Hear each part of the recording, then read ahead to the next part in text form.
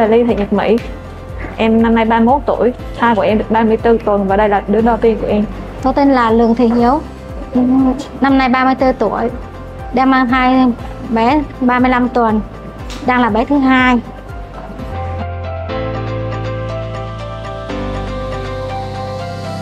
Thì trước tiên trong cái thời gian mà chờ đợi đến số thứ tự của mình thì em có xem qua về video. Cái thứ hai là sau đó khi mà bác sĩ khám thì sẽ có tư vấn cho em về những cái tờ rời này, và sau đó là cho em xem qua về cái app, cái mã QR app, em có thể về tìm hiểu thêm được bằng điện thoại. Thì thường thì bác sĩ, tại vì cũng sắp đến thời gian sinh của em rồi, thì bác sĩ sẽ tư vấn về những cái lợi ích và những nguy cơ khi mà mình sinh thường với sinh mổ, những cái ưu nhược điểm của hai cái phương pháp sinh này, cũng như là những cái điều kiện khi mà mình cần thiết để đi sinh, với lại những cái ưu đãi khi mà mình đi sinh thì sẽ được tặng kèm như thế nào. Thì thường thì chỉ như vậy thôi. Ví dụ những cái nào mà mình không rõ thì bác sĩ sẽ tư vấn rõ ràng thêm, hoặc là có câu hỏi gì thì khi khám mình hỏi cái bác sĩ thì bác sĩ sẽ giải thích rõ ràng hơn.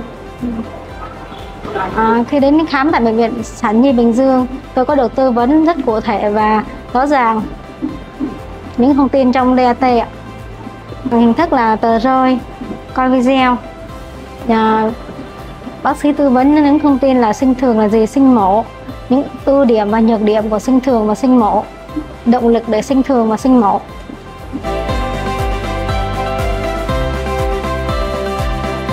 Những cái thông tin này rất là hữu ích, tại vì cũng sắp đến thời gian sinh rồi thì mình phải xác định được là mình sinh thường hay sinh mổ và lợi ích của nó.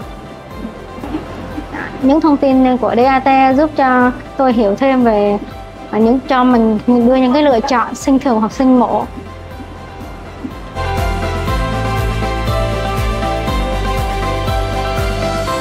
Thì tư vấn thì bác sĩ sẽ nói rõ là những cái ưu nhược điểm khi mà mình sinh thường và sinh mổ để cho mình chuẩn bị tâm lý, và những điều kiện nào thì được sinh thường, những điều kiện nào thì sinh mổ, lợi và hại của hai cái vấn đề này.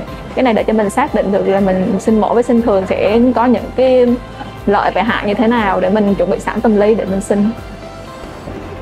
Thông tin hữu ích nhất là động lực để sinh thường và sinh mổ, ưu điểm và nhược điểm của sinh thường và sinh mổ, những cái tốt và chưa tốt của sinh thường và sinh mổ. Từ đó mình sẽ đưa ra phương án, phương pháp và cái lựa chọn tốt cho bản thân của mình.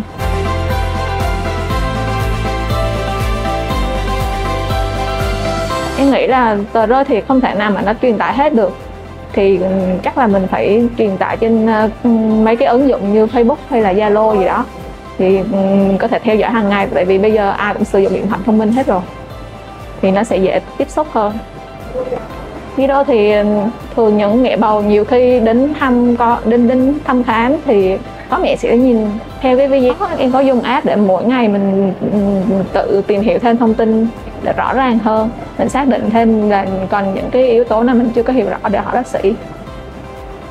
Em thấy video là mình tiếp xúc nhanh nhất ạ. Mình có thể vừa mở mình xem, xong rồi mình nghe luôn. Trong video thường sẽ tóm tắt ngắn gọn và dễ hiểu ạ.